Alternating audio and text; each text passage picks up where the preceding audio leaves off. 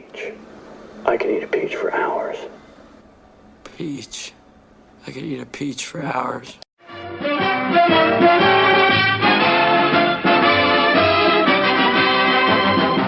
Yum, yum.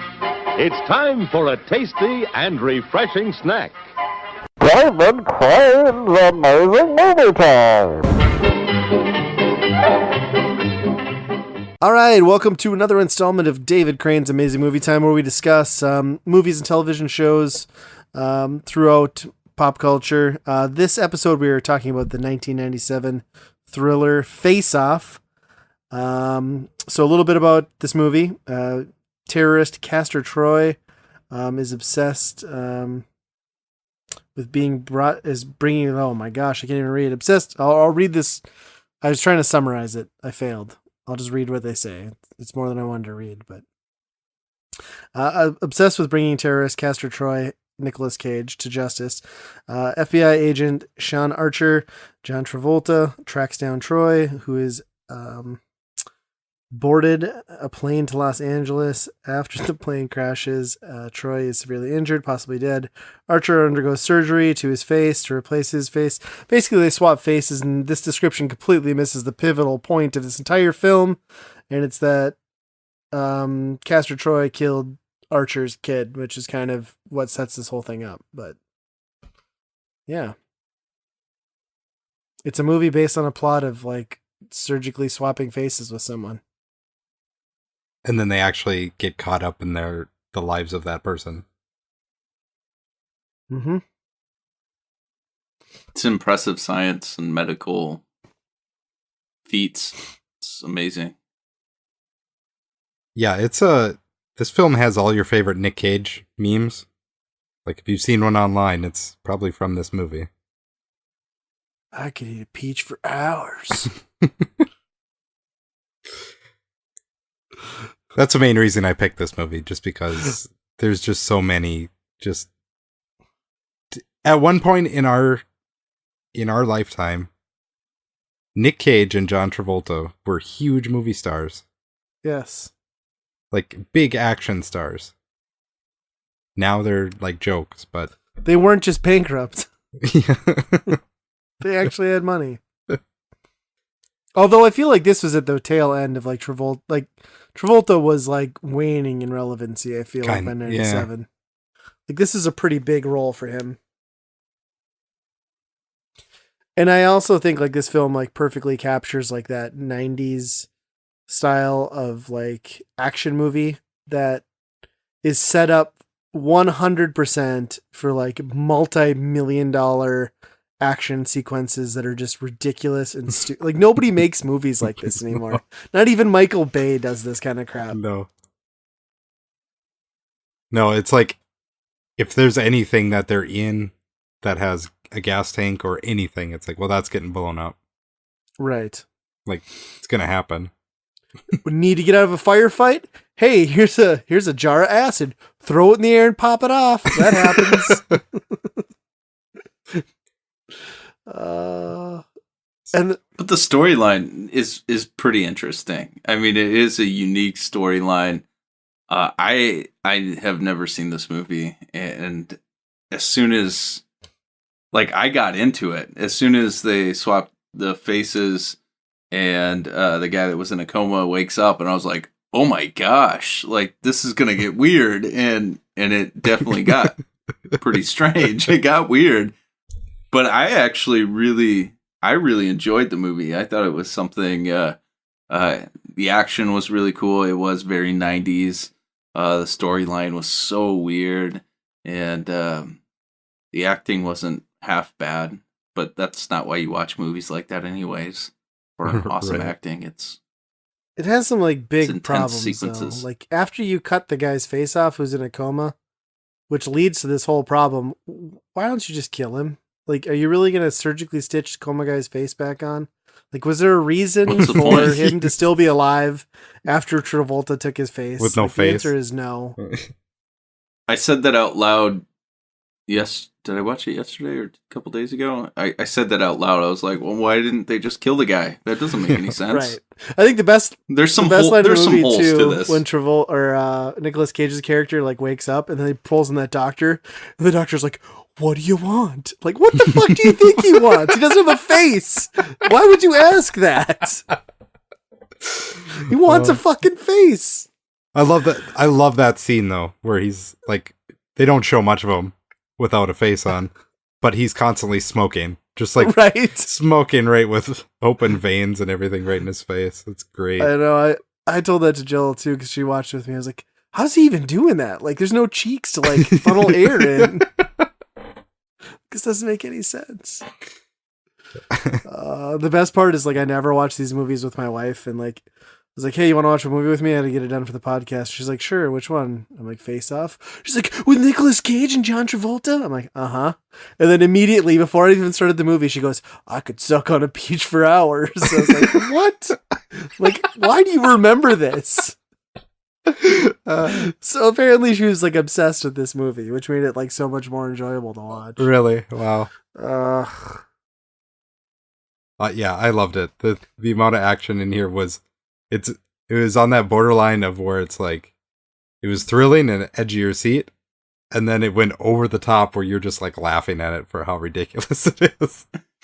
Yes. I also liked like the whole setup during the surgery scene where they do the voice augmentation. And he's like, "Don't fall or take any direct hits to the throat," preceded by like 100 hits to the throat, and nobody's voice changes.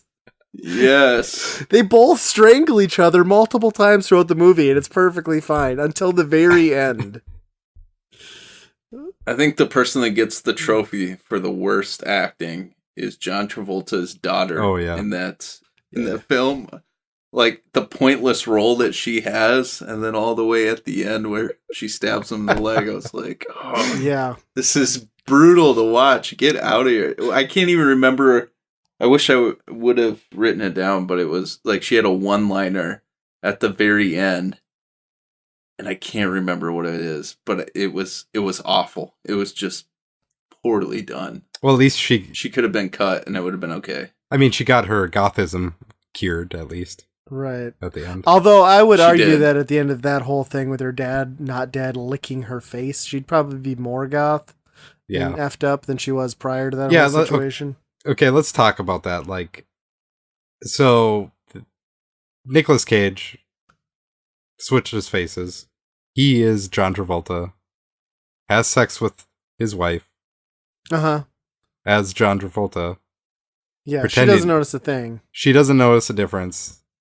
She kind of thinks it's weird that he's being romantic, but that's about it. Yeah. After that, like at the end of the movie, it shows the real John Travolta coming back into the door, and it's like, oh, they love each other. It, like, forgetting any of that trauma, like that relationship doesn't work out in the end. You know, like, and then surprise! Remember that guy that killed our son? Let's adopt his kid. Yeah! I'm like, that's like, Let's at do some this. point, you're gonna have to tell this child that you are now fostering that his dad murdered your kid, and you just like adopted him as your pseudo son to replace said dead kid. Like, and I'm sorry, and like, there's no conversation. John Travolta's character's just like, "Is that okay, hun?" She's like, "Yes." I'm like, you didn't bring home a puppy. It's a psycho killer's child. Like, you to have a discussion. the government needs to get involved there a little bit, I would think. But There's some holes in the plot. Yeah. I think it's clear that there's some holes there. I don't think you really come for the plot, though. no, not at all. no, it's just like the hour-and-a-half chase sequence so that they're trying to kill each other. And I love that, like, Nicolas Yes. Cage's character, too, can grab any woman's ass, and no one screams or gets upset. He, like, grabbed a choir girl, like, 14-year-old girl's butt in front of, like, everybody at this convention center, and, like, as a priest, and nobody said anything. Even in the office, when Yeah. like another FBI agent, Just, like, full on, and nobody he's like, said anything. I'm like, what the fuck is this? Where's HR? He's thinking about that peach he could eat. Oh my gosh. Oh my god! So speaking of how terrible that line is, you had to love when they were doing the voice like calibration. That's the only audio clip of his voice they have. I could eat a peach. I didn't even remember that. That's hilarious. It's like, really? Oh, That's hilarious. so good. At some point, they had to have known like how cheesy they're making this movie. I would think. I don't know. Maybe not. Yeah. And then, like, I love how everyone is like, so both of them are like crack shots, but you give these guys in this movie like a semi-automatic or like an automatic weapon, stand 10 feet away from them, and they'll hit everything but the guy they're aiming for. But when it comes down to it, it's like a single shot through the skull. I can't think of a movie that had more bullets shot than this movie. Yeah. Oh, That's a good point. Plus, it had barefoot water skiing. I mean, this thing had everything. Although that was impressive for like a stuntman to be like dragged by a boat with the chain. That was pretty impressive. Yeah. And then moving to like water skiing without skis. That's amazing. It's good stuff. Yeah, you had a boat chase, you had a plane chase, you had a harpoon gun kill. That never happens outside of James Bond. It's just got it all. Stinking awesome. And then I'm pretty sure those boots in that prison were just like leftover extras from the Mario Brothers movies. They're like, we got like 300 of these. Maybe we should use them in another film. I was thinking the same thing. I was like, those look familiar. That's funny. Yeah, that was weird, that whole prison stuff. Yeah. Right. Yeah, on an oil rig. There's just like, and he fell into the ocean with a helicopter. Like, he wasn't getting out of that. Yeah, he gets in the ocean, and then they're like, "Oh, he escaped." Right. What? we can't touch him now. But he's swimming towards shore. He's gone too far. Yeah. We're miles away, and we only have a helicopter. This movie is like entertaining throughout, but it is all just a pointless explosion fest. Like, oh yeah. And the thing is too is like, the runtime at being like over 2 hours is like absurd. Like, it could have been at least 40 minutes shorter. Oh yeah, easily. That's some of the best part, because I was just like, okay, yeah, just keep going. I love this. Just keep putting it in there. Like, it was just, it kept going on and on that they were just fighting. Like, you think about that church scene. That should have been the ending of the movie. But no, they went on for another like 30 minutes. Yeah, and then the boat scene was like 15 minutes way too far. Yeah. And I love how like that boat, his speedboat flies through the police boat, just like perfectly unscathed. And there's another example of like how shooting doesn't make any sense. If he was shooting back at the boat, couldn't hit him like 20 feet away, but he pulls out the gun and hits 5 cops. They're all dead, like off the back of this boat. Like, all of a sudden he's a crack guy. Like, got them all. Like, I don't get it.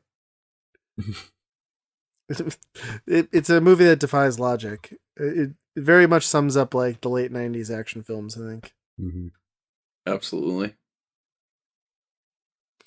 What do you guys think on this one? Blobs, 1 out of 5. 4. Definitely a 4 for me. It was entertaining. Lots of action. I wasn't interested. Like, the story was cool, but that's not what was captivating me anyways. So, definitely a 4. I can't quite give it a 5. No. So what are you going with? I'd say 4.5. Really? I liked it. It was fine. I'd give it like a 3.5. Like, it's better than average, but I don't know. I don't think I could sit through it again. Oh man, I was laughing at so much that they were doing so seriously. It was just ridiculous. Yeah, there's a lot of memorable, crazy scenes. Nick Cage on acid. That was pretty funny. Is that what that was? Whatever drug he took, yeah. Yeah, okay, I was trying to figure that out. Also, that bald guy was that other guy's sister, right? Why did he like French kiss her right before he died? Like, that's gross. get him out of here. And then he's like, dude, that's your sister. I think they probably forgot. I'm going back. I'm giving it a 4. I'm giving it a 4 now. It's so stupid. Can you make sure that you save that sound effect for future use? All right. So that was Face Off. As always, you can find all things Weekend Rental at weekendpodcast.com. Be kind, rewind.